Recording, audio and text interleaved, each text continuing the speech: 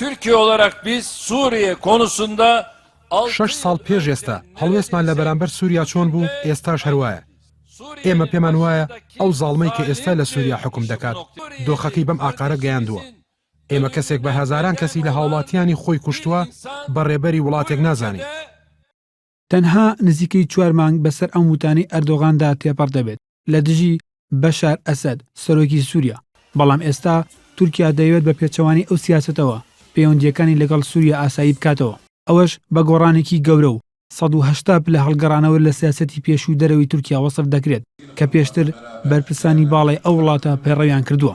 ئەوەی لە 5 ساڵی ڕابردوودا ڕەجەب تەیب ئەردۆغان سەرۆکۆماری تورکیا و ئەحمەد داودۆغلۆ سەرۆک وەزیرانی پێشوو و پەیڕەویان دەکرد بووە هۆی پچڕانی پەیوەندیەکانیان لەگەڵ سووریا و ئێران و عراق و ئیسرائیل و میسر و رووسیا.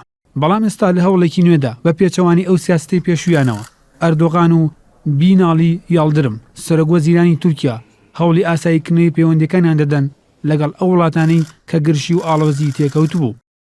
سەرەتای هەوڵەکانیش بە ئاساییکردنەوەی پەیوەندیەکانیان لەگەڵ رووسیا دەستی پێکرد و دواتریش لەگەڵ ئیسرائیل و ئێستاش بەنیازن لەگەڵ وڵاتانی سووریا و عراق پەیوەندیەکانیان ئاسایی بکەنەوە.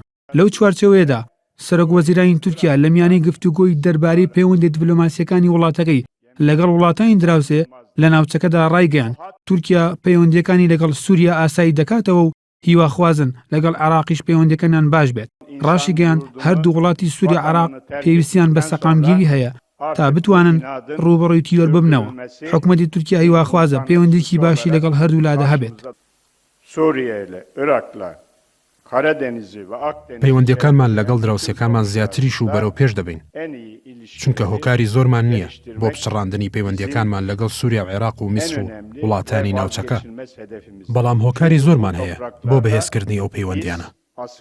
هەوڵی ئاساییکردنەوەی پەیوەندیەکانی تورکیا لەگەڵ وڵاتانی ناوچەکە بە تایبەت دەسەڵاتدارانی سووریا لە کاتێکدایە کە پێشتر تورکیا سوور بوو لەسەر ڕوخانی حکومەتی سووریا و دوورخستنەوەی بەشار ئەسەد. بەڵام بەشێک لە چاودێران پێیان وایە هەوڵی ئاساییکردنەوەی پەیوەندیەکانی تورکیا لەگەڵ سووریا بە پلە یەکەم دەگەڕێتەوە بۆ پرسی کورد لە ڕۆژاوای کوردستان.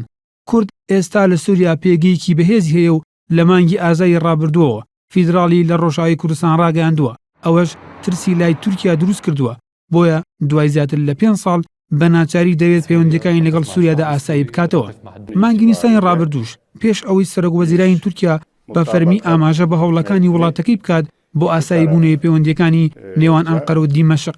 بۆ یەکەم جار ڕۆژنامەی وەتەنی جەزائیری ئاشکای کرد حکومەتی جەزائیر ماوەیەکە بەنهێنی دەستی کردووە بەناو بژیوانیکردن لە نێوان هەردوو حکومەتی سووریا و تورکیا بۆ ئاساییکردنەوەی پەیوەندیەکانیان کە ناو بژیوانیەکەش لەسەر داوای تورکیا بووە بە ئامانجی پێشگرتن لە بەرەو پێشچوونەکانی کورد لە ڕۆژاوی کوردستان.